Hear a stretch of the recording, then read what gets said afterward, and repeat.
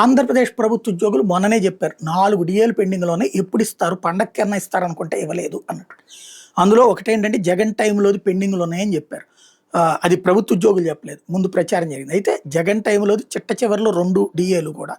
ఒకటి ఎలక్షన్స్‌కు ముందు, ఇంకోటి ఎలక్షన్ అయిన తర్వాత జులైలో ఇవ్వాలన్నది జీవో ఆర్డర్‌తో సహా ఇచ్చేశారు.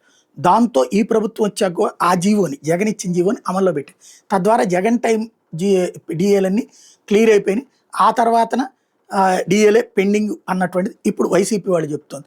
లేదు లేదు జగన్ టైంలోది డిఏని మేము ఇచ్చాం, ఇంకా 3 ఇవ్వాల్సి ఉన్నదని ప్రభుత్వం చెప్తోంది. అది పక్కన పెడితే డిఏ ఎప్పటికప్పుడు ఇవ్వడం అన్నటువంటిది సాధ్యమా, జరుగుతోంది. ఎందుకంటే కేంద్ర ప్రభుత్వం ఇప్పుడు తాజాగా డిఏ ప్రకటించింది.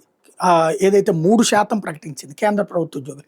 వాళ్ళకి ఎప్పటికప్పుడు ఇస్తారా, లేదా ఇట్లాగే పేరబెట్టిస్తారా? ఇక్కడ రాష్ట్రంలోది ఆంధ్ర, తెలంగాణ, కేంద్ర ప్రభుత్వ ఉద్యోగులు ఈ డిఏలు తీసుకునేటటువంటి వాళ్ళు చెప్పాలి. పేరబెట్టుకుని ఇస్తారా, ఇమ్మీడియట్గా ఇస్తారా? ఆంధ్రాలో ఏం జరుగుతుంది, తెలంగాణలో ఏం జరుగుతుంది, కేంద్రంలో ఏం జరుగుతుంది? కేంద్రంలో మోడీ ప్రభుత్వమే కంటిన్యూగా ఉంది కాబట్టి అక్కడ ఏం జరుగుతుంది? ఇక్కడ రేవంత్ వచ్చాక ఏం జరుగుతుంది, కేసీఆర్ ఉన్నప్పుడు ఏం జరిగేది, ఇప్పుడు చంద్రబాబు వచ్చాక ఏం జరుగుతుంది, జగన్ ఉన్నప్పుడు ఏం జరుగుతుంది? కింద కామెంట్ రూపంలో చెప్తే మిగతా వాళ్ళకు కూడా అర్థమవుతుంది ఏది నిజం అన్నటువంటిది.